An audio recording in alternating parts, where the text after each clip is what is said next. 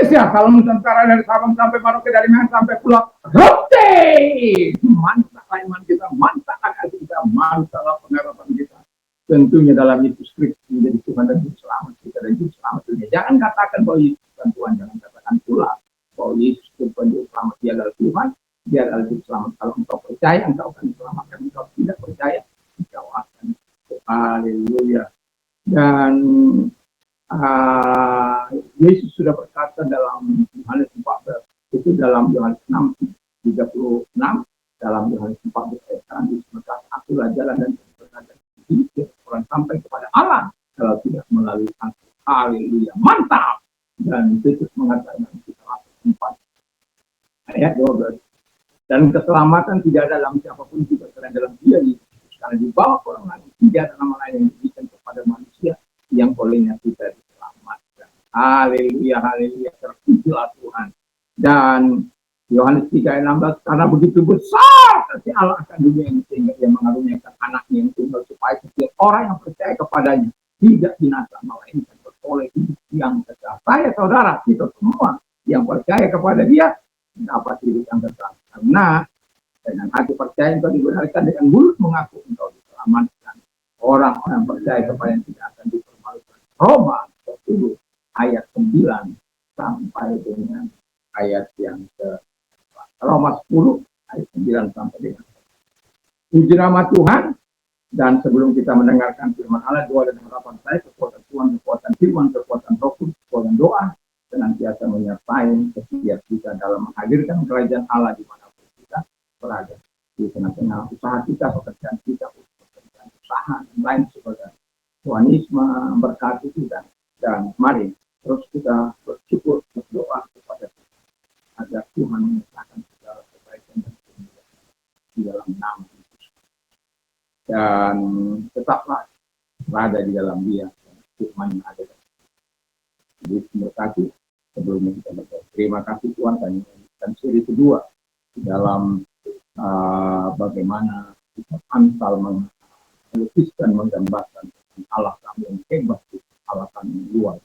Dalam nama Yesus. Haleluya. Amin. Saya akan membacakan Amsal 18 ayat 10. Nama Tuhan adalah menara yang kuat. Kesanalah orang benar berlari dan ia menjadi selamat. Saya ulang, nama Tuhan adalah menara yang kuat. Di kesanalah orang benar berlari dan ia menjadi selamat. Jadi orang-orang benar itu tempat mempunyai tempat untuk berlari kepada tujuan yang menyelamatkan dia, yang melindungi dia, yang menjagai dia, yang mencukupkan segala kebutuhannya, yang membentengi hidupnya. Kenapa? Tuhan, nama Tuhan itu menara yang kuat bagi orang-orang yang percaya, bagi orang-orang benar di dalam Tuhan. Orang-orang benar itu adalah secara tinggi adalah orang-orang yang telah ditebus oleh darah Yesus. Kalau dulu orang-orang benar itu adalah orang-orang percaya kepada Allah, yang hidupnya berkenan, yang hidupnya benar di hadapan Allah, hidupnya suci di hadapan Allah. Jadi orang benar itu sangat diperhatikan dari zaman dulu, zaman sekarang sampai zaman yang akan datang. Tuhan akan memperhatikan orang-orang benar. Jadi hiduplah sebagai orang benar, sebagai orang tua. Saya mengatakan, jadilah berkat untuk menjadi teladan bagi anak-anak. Mungkin hari ini mereka tidak melihat, tapi satu kali mereka akan merasakan dampak dari kehidupan benar. Jadi jangan kecewa, jangan menolak hidup yang benar. Bagi orang-orang muda, ingatlah bahwa pengkhotbah ini ditulis kepada orang-orang muda secara khusus. Bagaimana walaupun ada ya bagi orang pemimpin-pemimpin ya, dalam Amsal itu dikatakan bagaimana dituliskan Alkitab ini kepada pemimpin, kepada orang-orang muda, dan juga kepada semua orang. Ya. Nah, hikmat kepada orang muda, hikmat kepada semua orang, hikmat kepada para pemimpin. Itu kalau hikmat bagi orang pemimpin dari pasal 25 ayat 1 sampai 31 ayat 31. Ya, jadi ya kalau engkau ingin berhikmat di dalam memimpin, bacalah kita Amsal dalam 25 ayat 1 sampai 3. Kalau engkau orang muda mau berhikmat, baca pasal 1 ayat 1 sampai pasal 9 ayat 18. Kalau engkau mau berhikmat bagi semua orang, baca Amsal 10 ayat 1 sampai dengan. Jadi di situ Tuhan menyatakan segala kebaikan. Yang kedua, God delights in our prayer. Jadi Tuhan itu berkenan kepada doa orang-orang benar, kepada doa orang-orang jujur. Haleluya. Jadi jujur itu bagi orang dunia, saya mengenal pengusaha mengatakan kalau jujur kita tidak makan. Tapi saya mengatakan, saya membantah, saya jujur walaupun tidak kaya dia. Dia berlimpah-limpah. Saya dengan segala keterbatasan. Tapi teman saya mengatakan bahwa ketika ada ya cukup pas atau cukup ya, pas waktu makan ada, pas waktu mau butuh mobil ada, pas waktu ada itu ada mau minta ongkos ada, pas mau butuh rumah ada. Cukup, Allah mencukupkan, cukup untuk beli rumah, cukup untuk beli mobil, cukup untuk segala berkat yang disediakan. Jadi ingat, doa orang benar itu dikenan oleh Tuhan, doa orang jujur itu. Jadi hidup benar di hadapan Tuhan. Siapa yang tahu? Hatimu, pikiran, siapa yang tahu? Hanya Tuhan. Tapi kalau engkau doamu dijawab oleh Tuhan, hiduplah jujur, hiduplah benar di hadapan Tuhan. Kadang-kadang orang kompromi dengan segala hal untuk membawa keuntungan semu kepada seseorang. Tapi saya mau katakan, jangan lakukan itu. Bertobatlah. Supaya apa? Hatimu tidak tertuduh, doamu dijawab oleh Tuhan. Dan yang ketiga, Tuhan itu menyelamatkan orang-orang dalam bahaya. Coba saya baca dulu Mazmur 11 ayat 8 sampai dengan 11. Ayat 8 dan 21. Orang benar diselamatkan dari kesukaran, lalu orang fasik menggantikannya. 21. Sesungguhnya orang jahat tidak akan luput dari hukuman, tapi keturunan orang benar akan diselamatkan. Haleluya. Jadi kembali orang benar itu mendapatkan keselamatan. Dan kembali orang benar itu walaupun memiliki kesukaran, tapi akan ditolong oleh Tuhan. Bahkan penggantinya itu dikatakan orang fasik, orang yang tidak mengenal Tuhan. Orang yang mengenal Tuhan tapi tidak melakukan firman Allah. Tidak hidup menurut firman Allah. Tahu firman Allah tetapi hanya ingin tapi hatinya yang jauh daripada Tuhan. Tapi kita adalah orang-orang yang taat kepada Tuhan, orang yang hidup suci, orang yang hidup berkenan, orang yang hidup jujur di hadapan Tuhan. Jadi kalau kita tahu bahwa hidup kita diselamatkan oleh Tuhan, seharusnya kita harus berfokus pada Tuhan.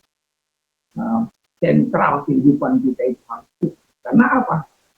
Tuhan yang menolong kita saat dalam kesukaran.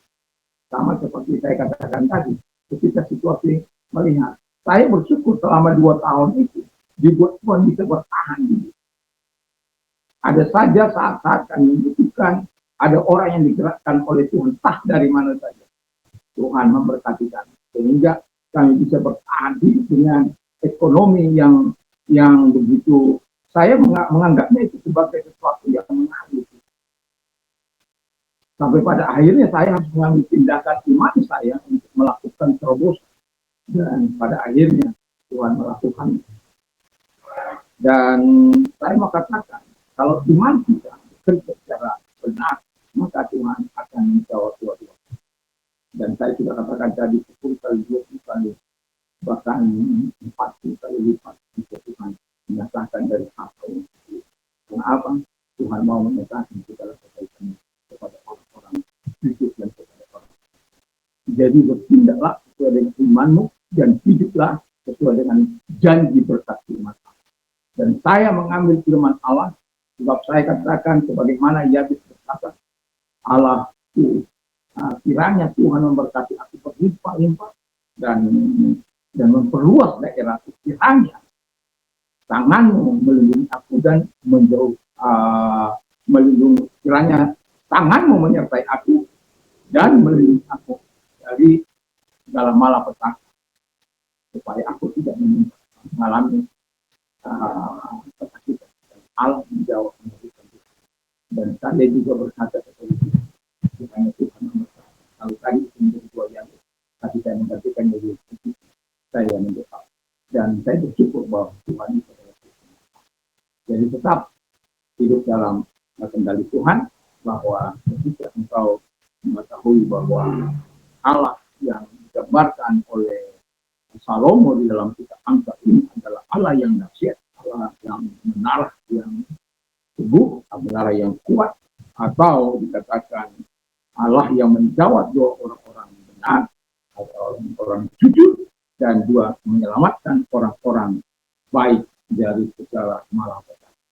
Kalau engkau menikmati pertolongan itu, hiduplah sebagaimana yang diharapkan oleh Tuhan, supaya engkau melihat keperkasaan dan kedatangan Tuhan bekerja dalam hidup. Haleluya, mantap. Tuhan Yesus memberkati. Mari kita berdoa.